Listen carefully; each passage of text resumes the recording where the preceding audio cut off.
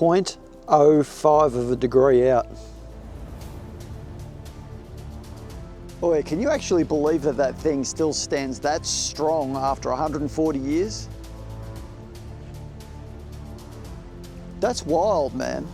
I know a little bit about what it takes to make something good. I know a little bit about what it takes to build something with all your skill sets and guarantee that it will last. But there's not too many tradespeople that can do this stuff nowadays at this level.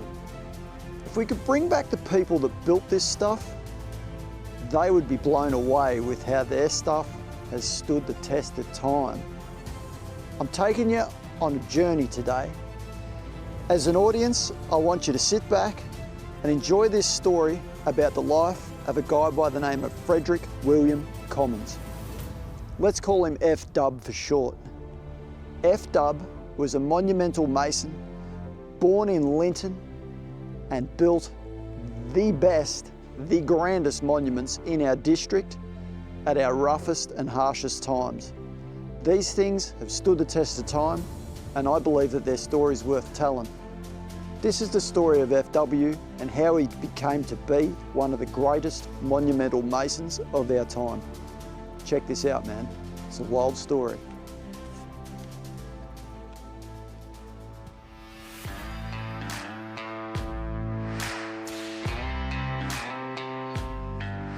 Here we are, Main Street of Linton. So Linton Town being the birthplace of FW himself, he was born here in 1860, and I'm told that he was noted as being the first white baby born on the goldfields, or at minimum, born here.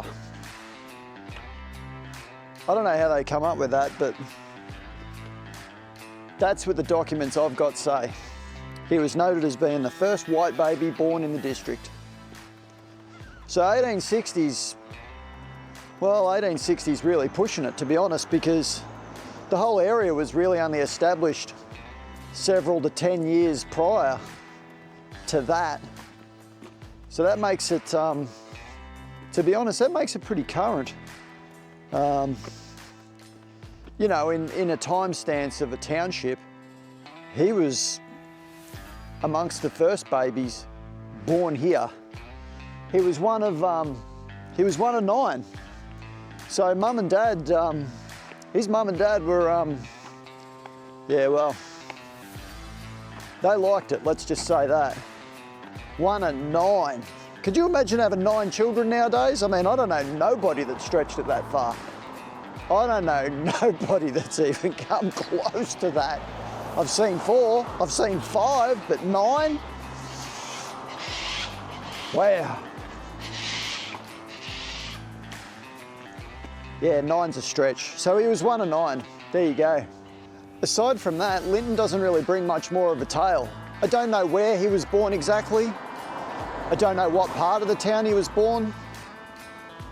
None of this stuff that we're looking at here would have been here anyway. It would have been pretty much a creek and a few tents.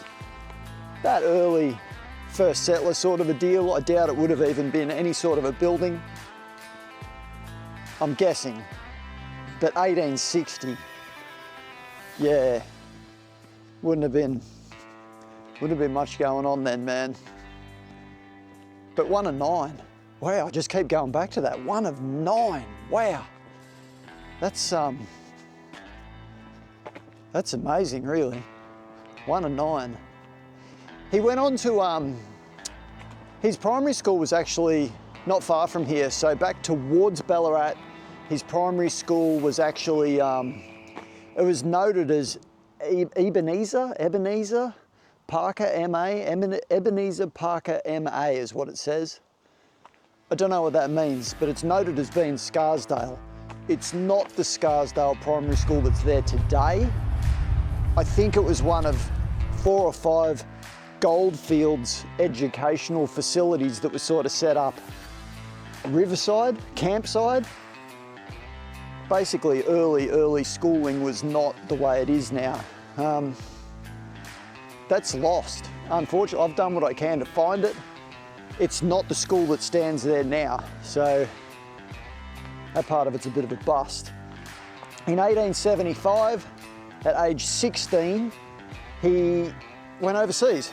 So him and some of his relatives, they went overseas via boat, which would have left from Melbourne, Melbourne being the capital city. And that's where he learned how to do his craft, his stonemason stuff. Something's not adding up with the dates, and the reason it's not adding up with the dates is if he left in 1875 and his shop was founded at a similar time, something's not, you see where I'm going? Something's a real miss. It's worth noting too, when I say he went overseas, the boat that he went on, it was called the Northumberland, and it was bound for London. So it was somewhere in London where he learned his stonemason craft. That's pretty key to the story, I reckon. I never would have associated London with stonemasonry, like it's not really I don't know. I've never traveled that far, so I don't know, but it just, something's a bit of a miss, whether it was London, via London to somewhere else, but it does say London. So there you go, by a boat to London, and he took most of his family with him. So, interesting piece. So yeah, if he founded his shop in 1875, that means that he was 15. Born 1860, founded the shop in Creswick Road at 1875, that's 15. Yet at 16, he goes overseas, yet returns 1879 at age 18. You see where I'm going? Like, what was going on with the shop? Like, a 15-year-old's not setting up a shop in the city. Something's amiss here with the dates. Something's a bit of a scramble. So, again, you can be the judge of that. My guess is if the shop was established in 1875, I would have thought, even if at 15, even if his parents got behind him, maybe his parents funded it, I don't know. He wasn't even educated in stonemason works at that age. So something's amiss with the dates. Let's just say that he was a local of Linton, which is where we stand right now, until he was about 15, so call it 1875. He went on to learn his craft overseas, came back at age 18, which they're saying was 1879. Again, something's a slight miss. Maybe the stonemason shop was running then. Maybe it was already happening. Maybe he left that ticking away. Maybe his dad ran it. I don't know. I don't know. It's, to be honest with you, it's sort of left up to the gods, but this is the town, man. This is where he was born. There's nothing relevant here to the time set. It's an old town, yeah, but I mean, it's not as old as 1860. Like, none of this stuff would have been here, like I said before. It leaves quite a few questions as to what actually went down in that time period.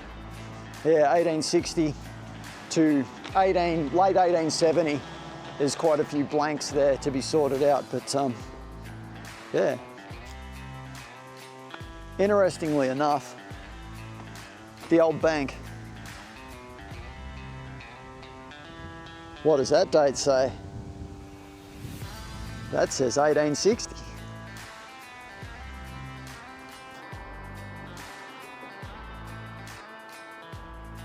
Just a bit of an idea as to what 1860 looked like. So where I stand at the minute, right? We're a solid 35, 40-minute drive from Ballarat Central.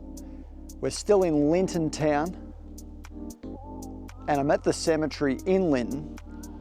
And when I glance across the cemetery, you've only sort of got to haul up in one spot. You can glance across the cemetery, and you can almost tell which tombstones were built by F-Dub. And the reason for that is that they've stood the testament of time, man. These things still stand strong, like they really do. I don't speak for all of them. I mean, some of them have sunk in the mud, and that's just the ugly nature of it. But where I'm standing here at the minute, check these out, man. I'm lining up 1, 2, 3 that are all built by F-Dub, and these things are standing pretty good. Here's number 1. Look at that thing. Bam! Like, how do they get all that from Ballarat, like, I'm talking, we're 40-minute drive. 1871. 1871, that's horse and cart. Another one, bam. Look at the angle of that, it's just mint. Still mint, 1878. 1878. Still standing superb. And then glancing across, this one here, boom. Big 12-footer, biggest one in the whole lot. And it's just wham, like. It's pretty wild. That is a true tradesman. And if you could bring this guy back, he'd be blown away. I bet you even he didn't think that this stuff would last this long. Look at that thing there, man. Talk about standing strong. Talk about value for money. Speaking of money, they would have been quite a bit of money, but that's neither here nor there. If you want to throw that much money at the deceased in your family, we'll go right ahead, but it won't bring them back. But look at that. Damn. That's quality. I bet you it's uncanny too, but I bet you the townspeople back in the day would have never ever guessed or known, how could they have known, when F-Dub was born in 1860, he became the town's #1 go-to mason for headstones.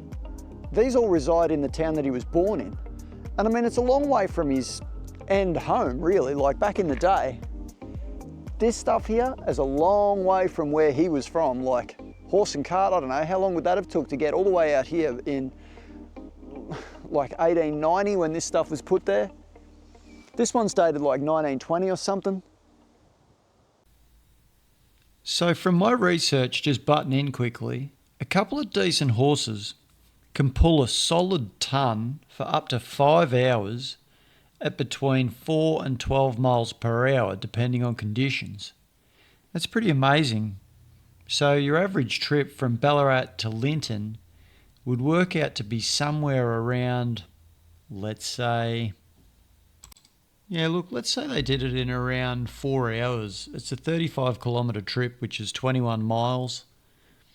21 miles, divide that by 5, 4 and a little bit. So I would say it would be, best case scenario would be 4 hours, 5 to 6 hours at worst, but it's not really that bad. It's definitely an overnight stay. You're not travelling from Creswick Road, fitting a monument and coming back on the same day. It's definitely quite a venture. Just pondering on that. Now back to the video. But then it starts in 1902. That's like nearly 130 years ago. That's a long mission, man. To get from all the way from Ballarat to here, horse and cart, and deliver all that stuff. Moral of my story is, don't you find that amazing that he was born here? This is the town where he was born. He was born somewhere near here, and all his superb works now reside here.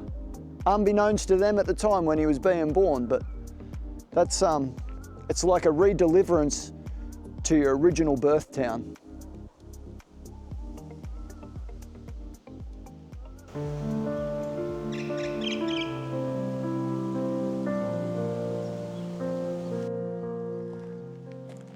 These are old gold workings, and they're on the fringe edge of Linton town. I'm showing you this because, in my opinion, it's a district just like this where I believe FW would have been born. The township that we just looked at, I don't think that's the full story.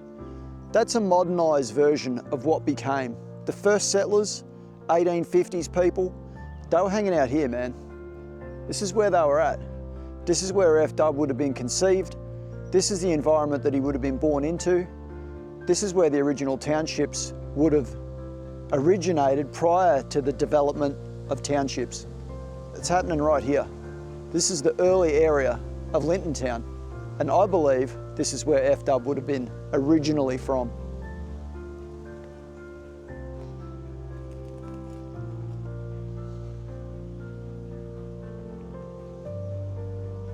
You can see the remains of the old creek down here. We're approaching a drought. There's no water, but there would have been. And in the wet season, that would be flowing through there. The creekside, the remains of the old gold diggings. It's a bit of a telltale sign of an early settlement. Now look, I can't say that this is where his house was, this is where his parents were from. His parents, Richard and Elizabeth, were Cornish. They were first settlers. Were they here looking for gold? No, I didn't say that either. I'm not sure why they were here, but they were first settlers. So this area is the kind of area that they've resided in. This is where they've chosen to be. Why they were here, we don't know. But this is it, man. This is a bit of a picture as to where a guy like this originated from. And it's a pretty amazing story if you think about it, because it doesn't look like there's much here, but even then there wasn't much here, just people. Still no civilization. The only difference is there would have been more people.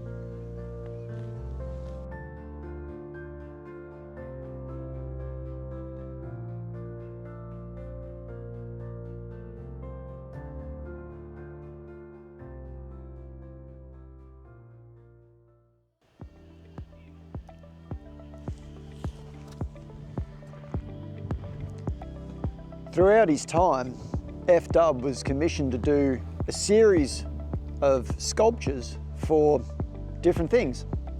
This is the Snake Valley War Memorial, and he was asked to do some sculptures for it.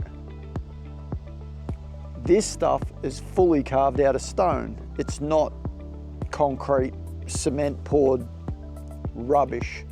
It's legit, man.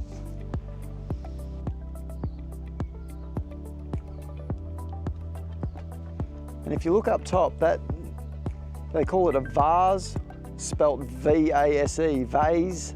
I think old timers call it a vase, but a vase. That's pretty iconic of what he seems to have on a lot of his, you know, cemetery 12-foot monuments.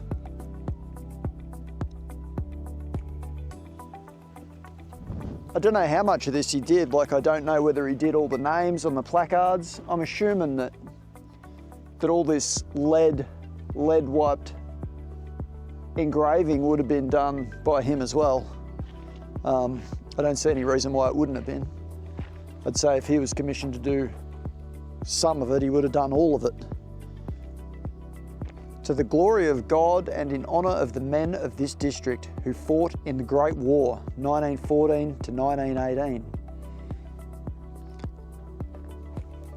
So I've just had a thought, if F-Dub died in 1925, so this would have been amongst his last works that he did. So he was probably at the peak, not probably, he would have been at the peak of his career when he was doing these types of artwork, sculpture commissionings.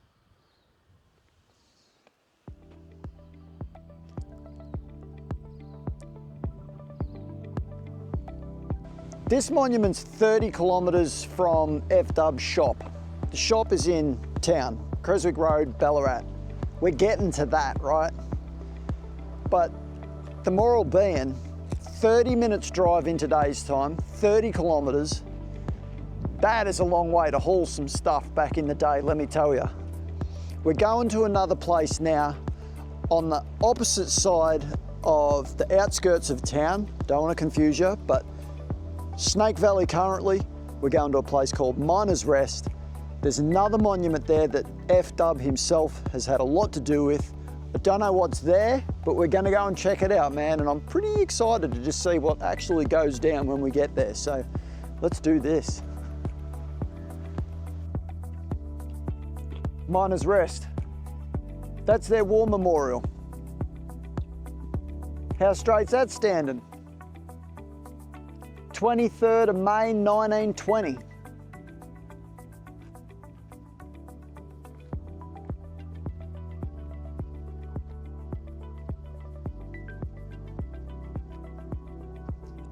Point being, his monuments stand an amazing testament of time, don't they? Look at that thing. Bam! Look at the size of that lump of stone. Imagine shifting that around in 1920. In honour of our men of this district who gave their lives in the Great War 1914 to 1919. Duty nobly done. Erected by the residents AD 1920. That thing's a masterpiece as well. An F-dub would have stood there when it was erected too, I'm pretty confident. It's not long prior to his death either, so again, it's his later work. It's pretty wild, man. Just making a point on quality control here. 0.2 of a degree out.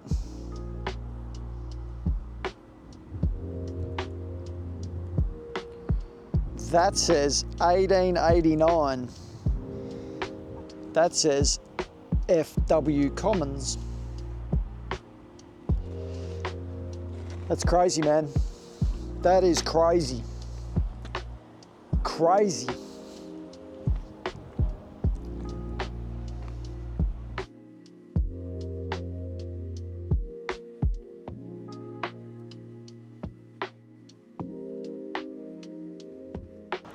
I got another one here. This one's out by half a degree. It's pretty big, man. 1909 it was put here.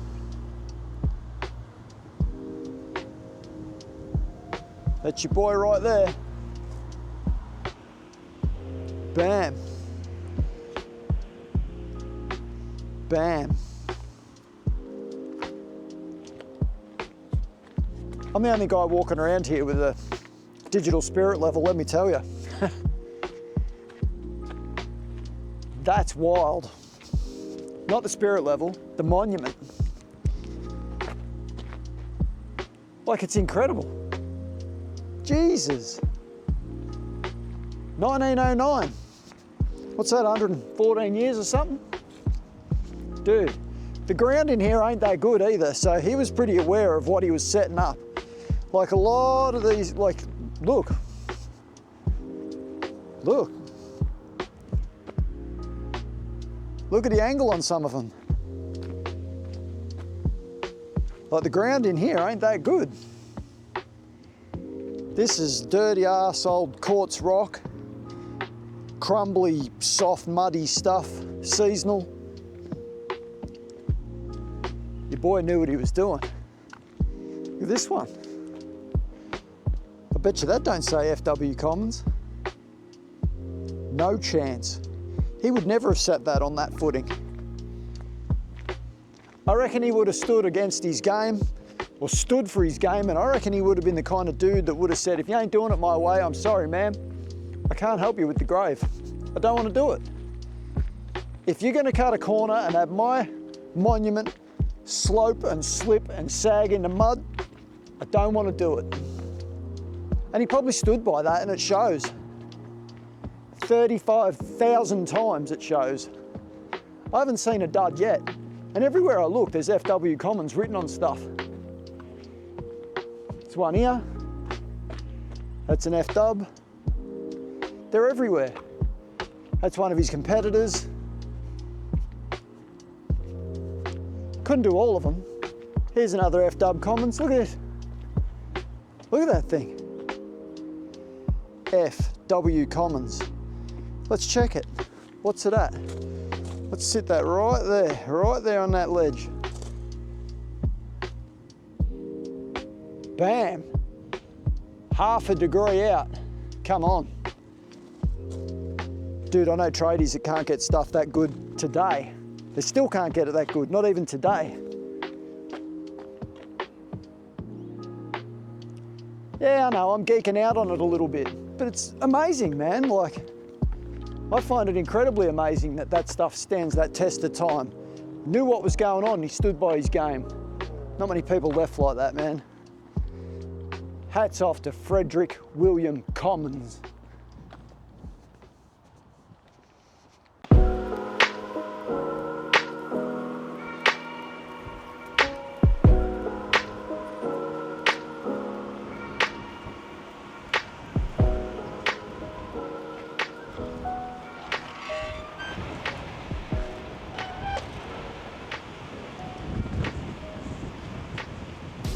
Just making a point of how many of these there are when you start looking around.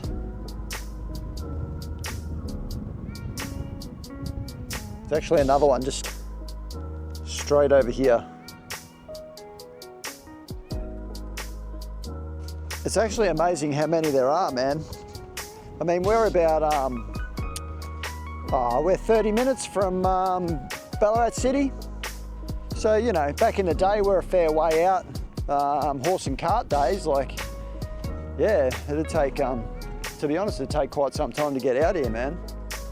And the way they must have bought all these stones out, like, these things would be heavy, dude. Like, I don't know, I couldn't put a weight on them, but like, yeah, like you're not carrying them in no wheelbarrow, let's just say. There's a couple more up here, let's check them out. So of all the monuments that I've come across so far, this is the only one showing any sign of damage, and it's actually not from any sort of vandalism. It's missing the top piece, which has taken a tumble, and it does have a chunk missing from the side there, which is not too bad a going, really, considering.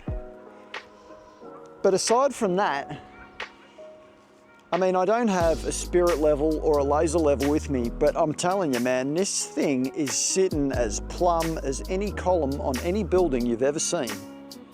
After all this time, he is obviously putting some decent foundations and footings down to lay the first stones to erect his monuments. I mean, the guy's a craftsman. It would be just killer to be able to bring this guy back and say, hey man, look, this is how your stuff is holding up to this day. They're all the same through here. Like, anything with his name on it is just standing strong and superb. What a craftsman.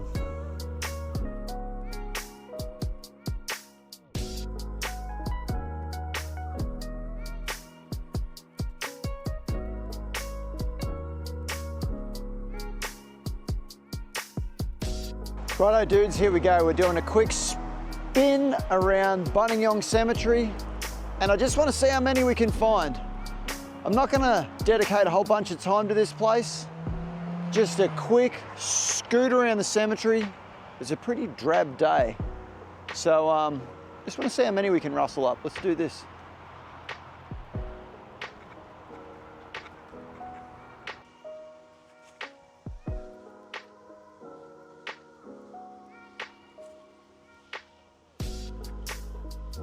There's another. It's a pretty horrific day here at the Buninyong Cemetery. It is super windy, man, like it's sideways wind. But I'm just trying to point out some more of these, not point out, but just trying to find some more of the FW Commons graves. It's a fresh one here. Fresh as in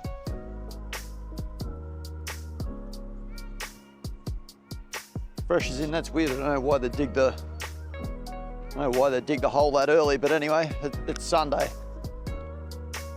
Just noticed this big guy up over here. I'm just wondering if it's no. That's McDonald and Sons. McDonald and Sons. McDonald and Sons must be a competitor. I see these guys a lot. They're probably a real pain in the ass for the FW Commons Enterprise. There's one more that I've noticed. Oh, actually there's two. I'm just going for a quick peek.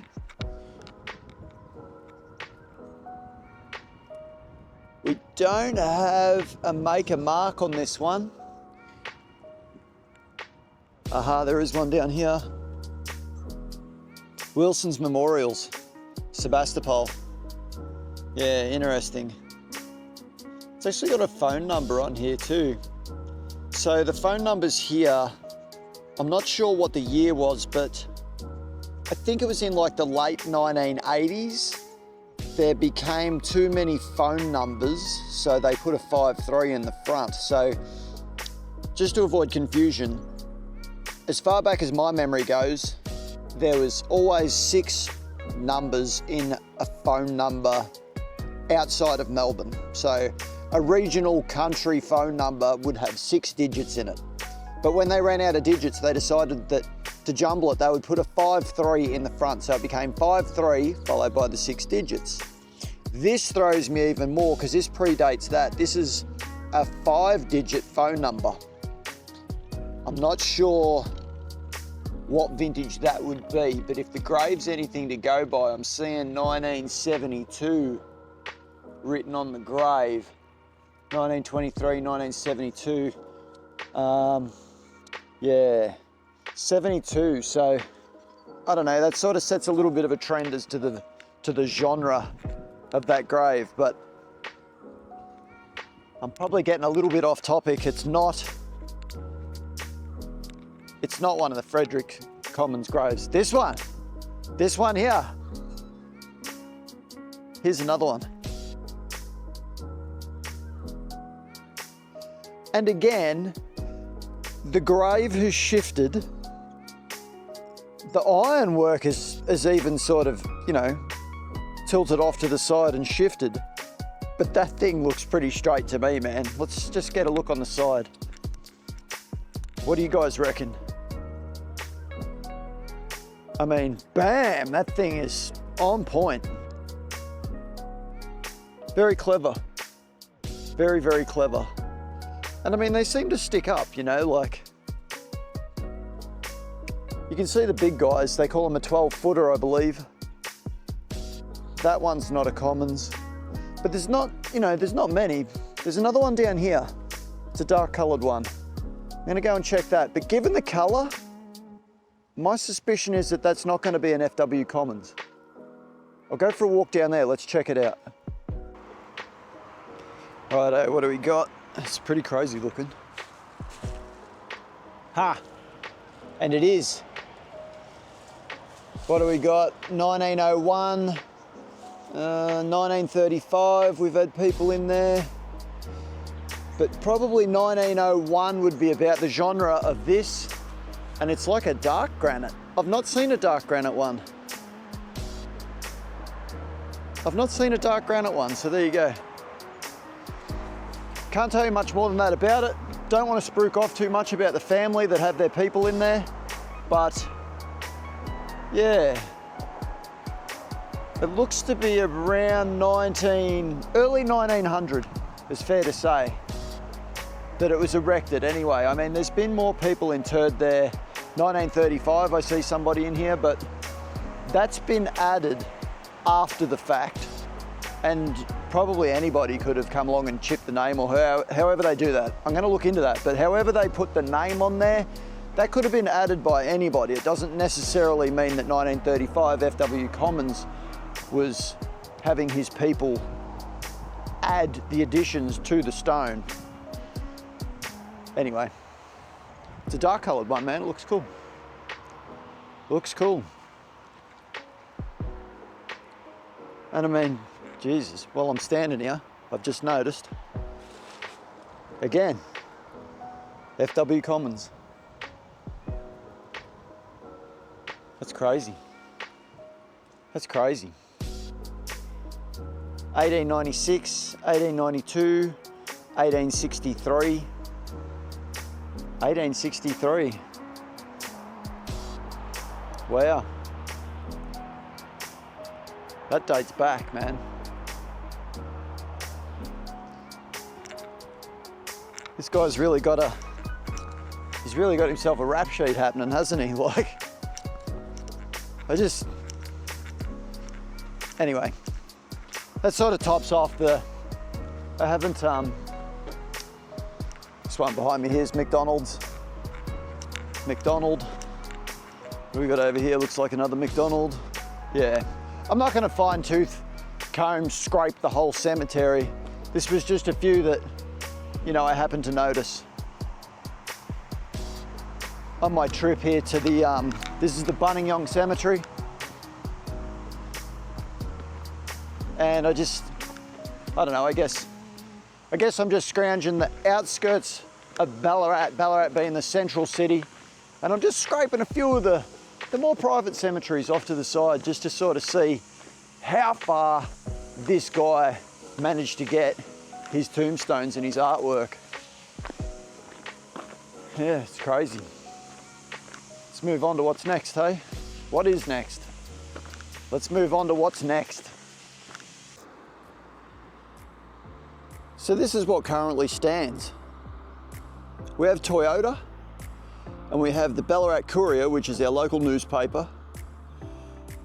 Interestingly enough, I don't know which side F.W. Commons had his memorial shop set up on.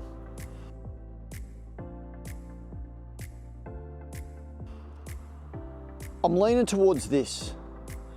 And the reason for that is that 81 Creswick Road is about where that red building is. That was a wheelwrights coach builders called Gazzards. Here's a picture.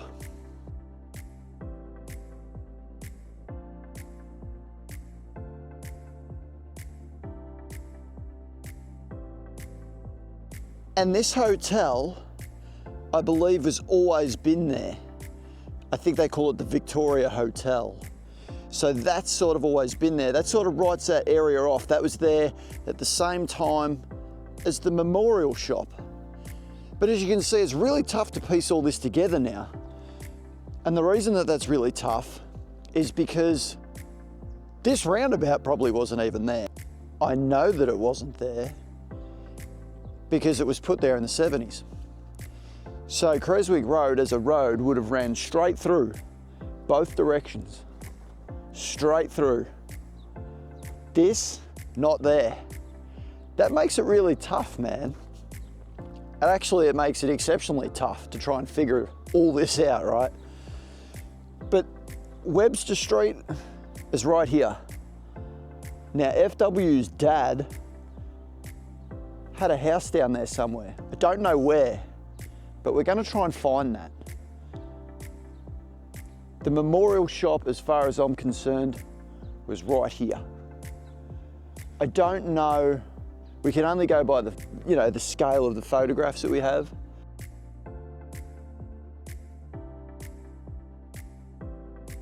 I don't know what side of the lines it was. I can't even line it up with the old curbsides because they've dug them out. A lot of those are still in existence, but the old bluestone curbsides, the gutters around all the shop fronts, a lot of them are still there in this town, but not here.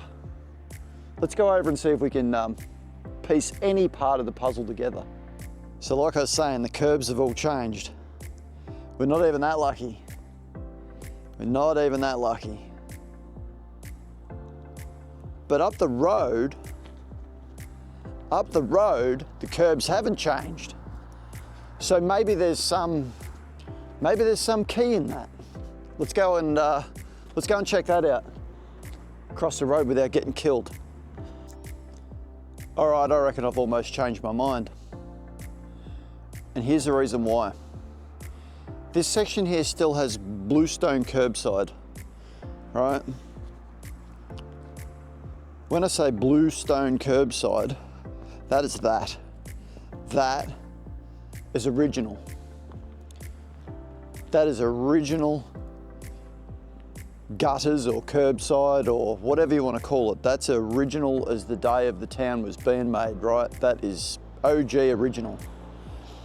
But when I stand back over here,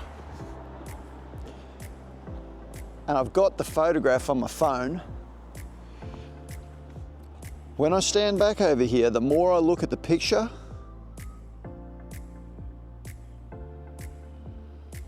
yeah, I reckon that it was right there.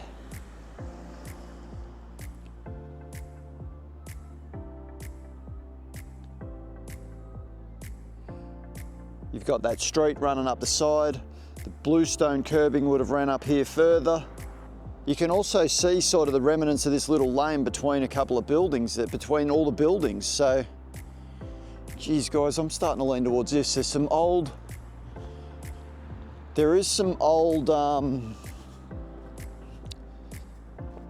brickwork here. The brickwork at the top's not selling it to me. I don't reckon that's old enough. I really don't reckon that's old enough. What's out the back? Remember, I've always told you what's out the back. Oh, it's looking pretty old up there. That's looking pretty old up over in there. What's over in there? What's over in there? That's actually behind the courier office, that building. And the windows sort of look boarded up. It's way back in there. I can't get in there. I've got no chance getting in there without rustling around trying to dig everyone up in the town, but I reckon it was here. And I reckon that the wheelwrights, that Gazzards, the coach builders, I reckon they were here. I believe that was the coach builders. Maybe that's the remnants of some of their factories out the back, which is pretty old school looking. Pretty old school looking. And I reckon here was FW Commons, right here. The more I think about it, I don't believe it was Toyota. I don't reckon it was Toyota. I reckon it was right here. I mean, our courier started around 1925, but it was never always here. It's only recently been put here. I don't remember what was on the site prior. I don't remember what was on this site prior to the courier being here. But I know it wasn't FW Commons Memorials, but yeah, I'm really pushing now to try and figure out what was there prior to the courier, at least. This is the rabbit hole I find myself going down. I really want to try and piece it together. I can see, I'm walking backwards here on a main road. I can see some real old tin up over in there. Can you see that old tin? Up over the backside of the red building there, bam, bam, up over in there. Was that part of the shop? Was that a little side shed where they might have shipped their goods out? It's like right there. Boop. We'll go up Webster Street and we'll just walk up there just a little bit and we'll just see if there's any remnants of anything that could give us a hint. This stuff is as old as the town. These old castings. I mean, they don't go right back, but they go back a fair ways. But I believe that the memorial shop would have been here long before that. So I can't go by that. I can go by the fact that, again, we've got the bluestone curbside here, and I reckon it would have come down originally, I reckon it would have come down through here. But when they've done all this roundabout fixture here, when all this fancy schmancy stuff's gone in, and they've built all the curbside up here for the pedestrian access, they've gone and done away with this bit of curbside here. And I think that's what's probably throwing me out, because you can see that old, what is that little old car, that little old car's like a 1918 A model truck. I'd say that's about the year, 1918, 1922, somewhere in that vintage. That's parked right there. I'm pretty confident that that's parked right there in that photograph. The more I look at it, the more it's making sense. There's a residence, a private residence is in a house just up here where the cream bricks are. It's early on a Sunday morning here, so I don't want to go up there spruiking off. That's my takeaway on it. It would be interesting to know what was there before the courier was there, and it's not that long ago, probably 7 to 10 years ago. So that should be easy enough to figure out. Up there, that's a different story. There's nothing on that section of town. This is the cutoff point here, like Toyota. Everyone's interested in what's on the city side. That is Ballarat Central over there. This is just on the outskirts. Back in the day, we would have really been starting to head out of town. There's not much on this. It's up to the gods, I'm afraid. So that's it, man. That's the best I can present to you on this little area. I don't know what else I can show you. Your guess is as good as mine. Maybe it's left to history a little bit, I don't know. It's a cool little rabbit hole to ponder on, man. I love standing there trying to figure, look at that, trying to figure all that out. Like, if we could just snap the fingers and just do that quick time travel, it'd let us know. You decide. You be the judge. Did I get it right? You be the judge. It says that he actually founded the memorial shop in 1875 on the side of an old butter factory.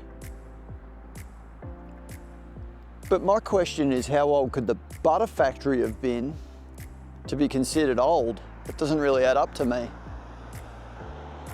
If a butter factory was there in 1875, that means that the butter factory must have been built around 1850, around the start of the township. So it would have been 20 to 25 years old. Bit of a rabbit hole again, but yeah. Point being that if he established that in 1875, it's a very young building in Ballarat, put it that way. It really throws me a little bit when they say stuff like, on the old site of the butter factory, it's like, I would have thought that the memorial shop would have been like the first thing to go there anyway, but supposedly not. It's worth including this piece of mastery right here. Right here, smack central of our town. We got this. So it turns out this thing was actually presented to the town. It says on it, in memoriam, her late most gracious majesty, Queen Victoria, right? So it was presented to the town to mark the death of Queen Victoria. But the kicker is around the back. Right here.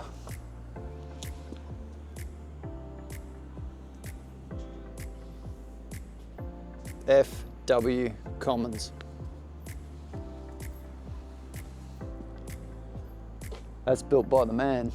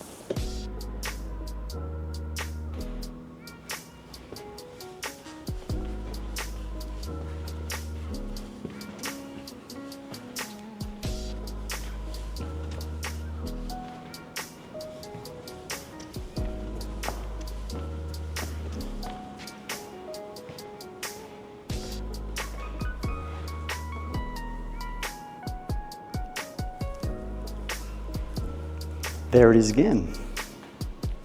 So it's a work day here, I've got to be extra quiet. But I know we've seen this before, but this is just a testament to the quality of F.W. Commons' work. The quality of this thing is, like, all the stonework on it is just superb. And now I know more about it. It's to be honest, it's really a, look at the detail in this beard, like it's all chiseled and carved, and the way it's all smoothed. Like it's purely carved out of stone, man. That's wild, like, look at that thing.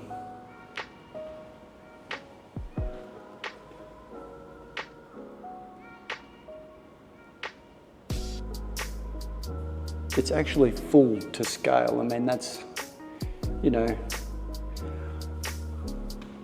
I don't know what Thomas Stoddart looked like. I have no idea, but what I can tell you is that I think it's pretty on point. And the reason that I think it's pretty on point is because everything that F.W. Commons did was on point. I think that would be like for like likeness. It's It's a great piece, man, right there in the Ballarat Town Hall. And I'm getting out of here before I get told to get out of here. Ciao, ciao for now.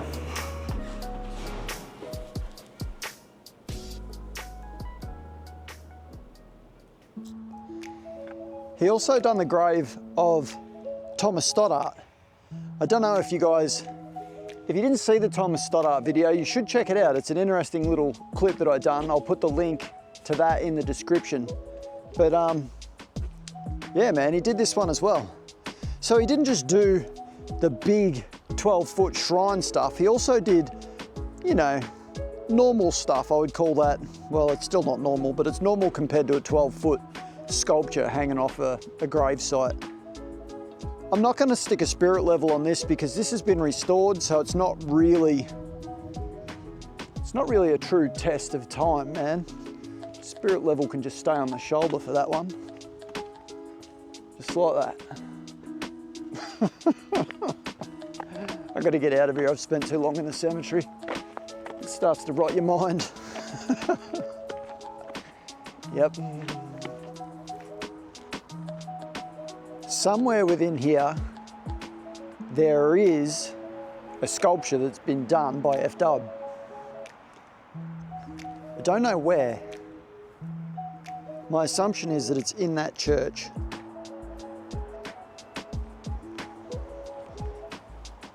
This is what's left of Sacred Heart College, which was an all-girls school.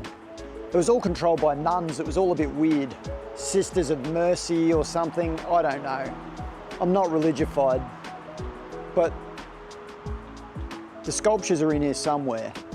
Whether they've been removed, this building's getting to be in a state of disrepair. It was last used in 1994. It's about all I know. I can't get in here. It's private property, but what you see is what there is. My assumption is that the sculptures are gonna be in this church building somewhere.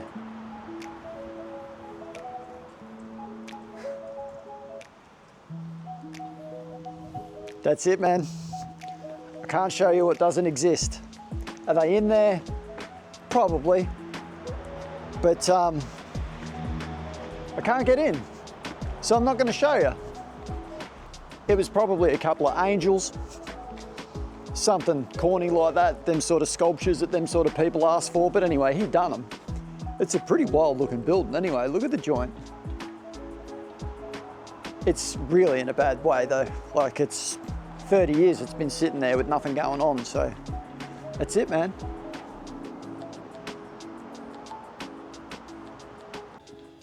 Okay, so Frederick William Commons Jr., he passed away in Lock Street, and this was his house.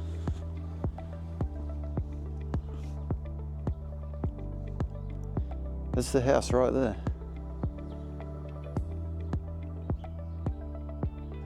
It looks superb.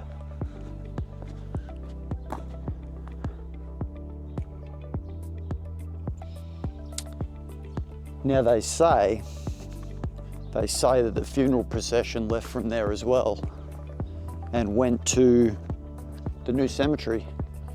So we're going to find him up there as well and just make note of that because he is the son of FW himself. So that's interesting, and it's actually not far from the memorial shop either. It's a pretty little picturesque street, and it's not far from that major roundabout where we just were earlier.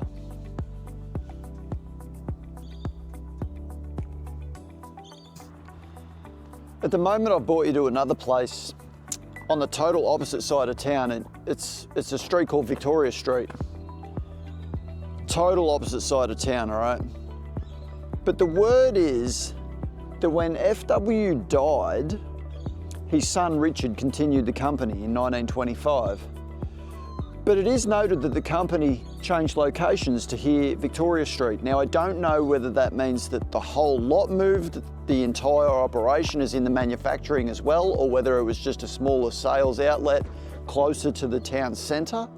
which is where we are. We're much closer to the town centre. I wouldn't say we're closer to the town centre, that's not true. I would say that we are closer to the hive of activity in the town centre of that time. Victoria Street at the low end towards the city. There was probably a bit more going on in 1925 than what there was in Creswick Road in 1925. This is the site right here where it supposedly all went down. There's not really much to show you, but it is what it is.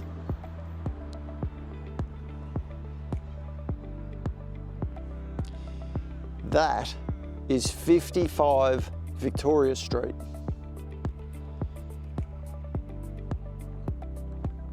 It's almost a bit of a letdown, really. I can't really show you any more than that. I can't make something up, man. But I'm standing on it. This is 55 Victoria Street. So what went down here, I don't know. I don't know whether we're standing on what would have been maybe a display shop, or whether the whole manufacturing facility was bought here, or whether it's a typo and it never happened at all. I got a funny feeling and an inkling that it did shift. I've only sort of pieced that together myself. It's just an opinion that I've formulated myself. And the reason that I formulated that opinion is that it looks to me very much like things took a real turn when FW himself died. Funnily enough, on the same year, his son Richard takes it over. There's talk of it being moved. I guess that's that father-son defiance, you know, like dad wants to do it one way and how he says goes until he's in the ground. And when he's in the ground, the children take over and they do things in a way that they want to do it, and they do things in a way that they see fit. And that's really never changed, man. Like as far back as we go, I believe that families have always had that feud, and I believe that's what's gone on here. And it shows in a lot of ways. No disrespect in any way, shape or form to the family or anyone that stands now, but it does appear very much like FW may have been a bit of a hard man. It does appear that once he was gone, things, in their opinion, took a change for the better when it comes to terms of business and moving forward. So let's have a look down the back here. I did notice something. The only thing that's a test of time is this, and this keeps turning up, doesn't it? Between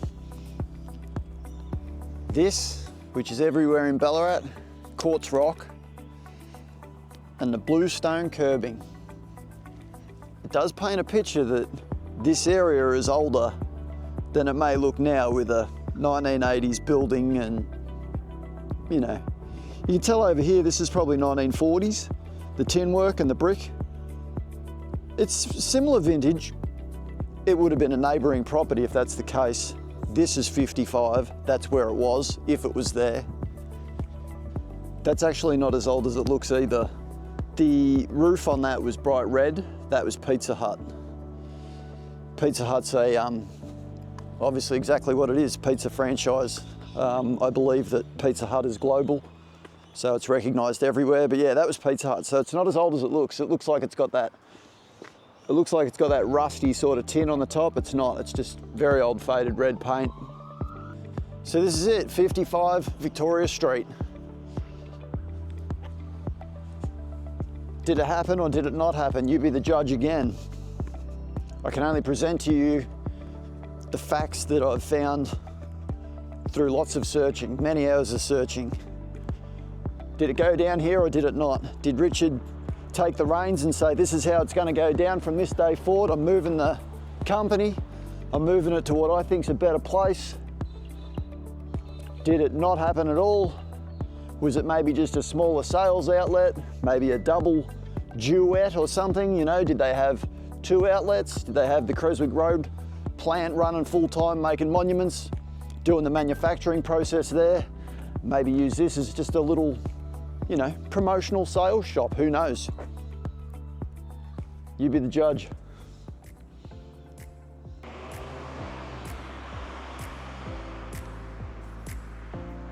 Webster Street. What's the significance of Webster Street? Well, a few things. Number one, the shop was just down the street on the corner. We know that.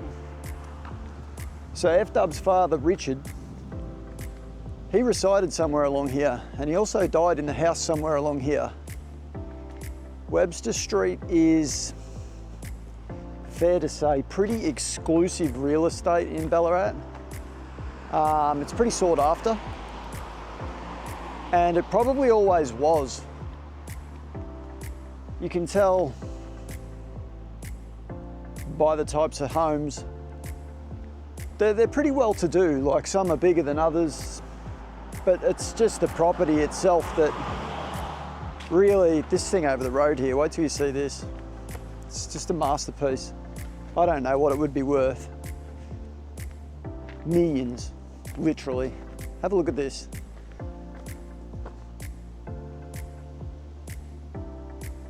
Look at the fence out the front. So yeah, Richard actually resided here until he died in 1905 was the year. Look at that thing. What a masterpiece. I don't know which one it was, like I said. This goes quite a few blocks that way, and a lot of the places are on repeat, you know, they're 1890 to 1920 genre of home. Some big, some small, some stone, some weatherboard, but they're all pretty, you know, pretty on point. Point being, somewhere along here was where Richard resided and where he died. His funeral left from here and went to the new cemetery, which we're going to cover that too.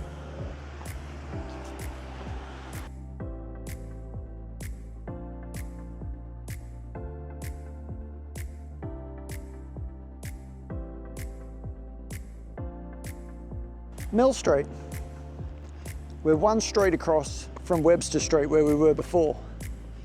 The key points of this street, being Mill Street, is that when JW's father died, Richard, when he died over in Webster Street, that left his wife, Elizabeth, a widow. I'm of the impression that she came to live with FW himself somewhere in this street, Mill Street. FW had a house along here somewhere. Now I don't know which house it was, and there's no way that we can find that out. I've tried every avenue that I can. There's no record keeping way of going back that far. She lived until 1909, and her funeral service was held at FW's house, and it left from there to the new cemetery, which we'll get to that. But interestingly enough, Mill Street, much like Webster Street, is pretty exclusive real estate, right? You're not really, there's no shitholes along here, man. They're all pretty sought after. And again, it would have always been the case. If I had to poke a stick and have a guess at what sort of house I think FW, Frederick William himself, the man himself, would have had, I think it would be one of the higher end, more opulent ones. I don't think it's going to be something more low key like this or like this. I'm going to head across the road and I'm going to show you what I think he would have had, but I'm clutching at straws. Let's go for a wander, man. I'll show you what I reckon. You be the judge.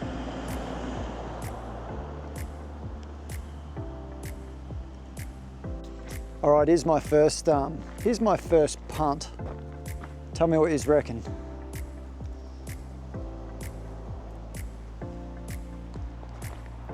Happens to be for sale. It's got a few bucks on it.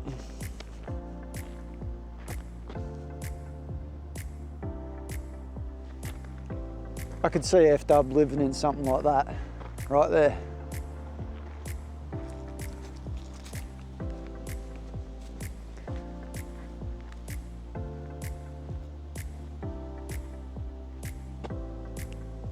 If I was going to have a second guess, this thing over the road here, I'm clutching at straws, like I said. This one here with the cream fence, it's got like a nice bit of architecture up on the roof.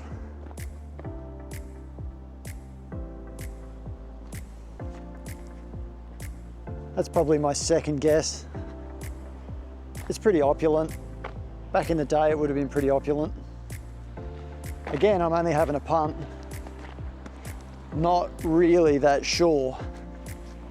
With F-Dub's mum, I'm not sure whether she sold the Webster Street house when Richard died, when her husband died, or whether she maybe kept it and just went to stay with F-Dub somewhere in this street. I don't know. I'm guessing, you know. Either way, she was left a widow, probably had a fair bit of money. Whether she sold the Webster Street property that her and Richard both would have co-owned together as a married couple, whether they kept it or sold it, or I don't know. It might have been left to the children. F-Dub and his siblings might have sold it, I don't know. I'm guessing. She may have still lived there. She may have just happened to die while she was visiting F-Dub at whichever house he owned along here. Who knows, you know? Again, I'm clutching at straws. How about this for a guess?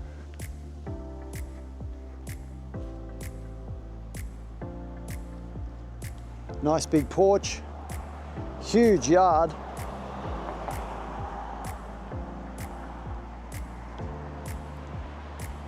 Massive property, keeps going and going.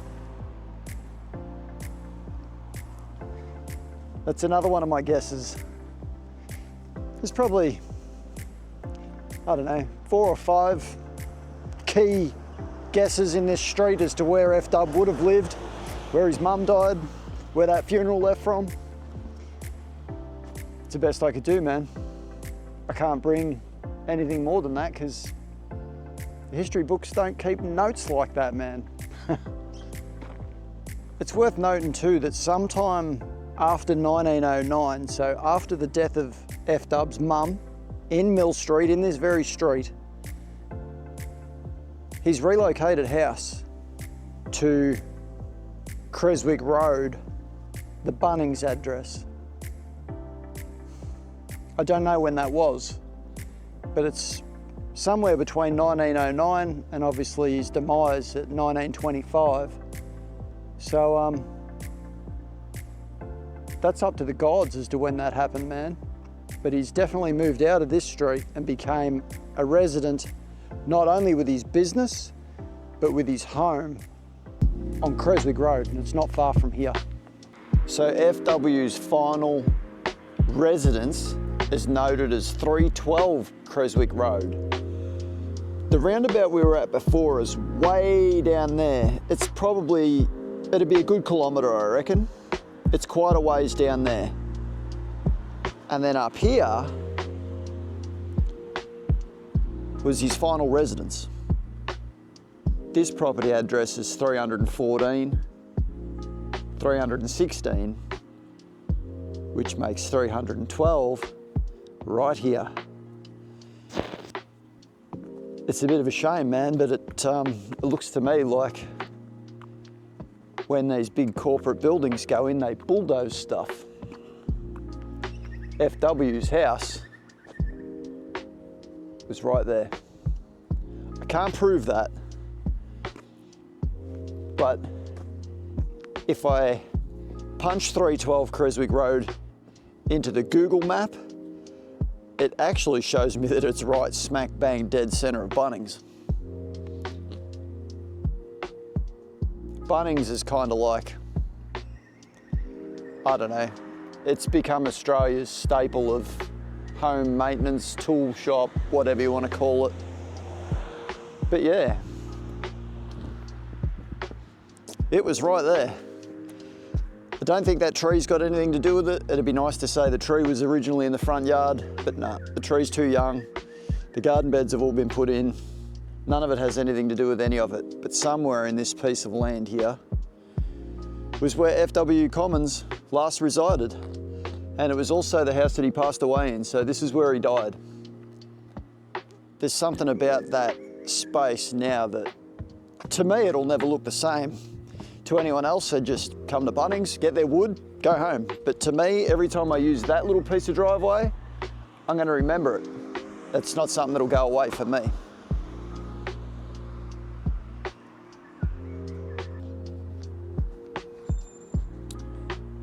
Would have been a neighbouring property. That's something at least. It's worth noting too, I did say like corporate companies that they bulldoze everything. It actually wasn't Bunnings that levelled all this area. I know prior to Bunnings being here, there was like a supermarket there. I reckon they had a video store. I'd probably missed the boat, honestly. By the time I was old enough to even remember any of that stuff being there, that place was a deserted, ready to be bulldozed, total loss. And they flattened the whole lot to build the Bunnings. So yeah, that's just an interesting point to note that it wasn't actually Bunnings that come through and levelled everything, but they had a fair bit to do with it. The size of their properties are pretty crazy, and they just level anything in their path to build their shrine. That's how I see it.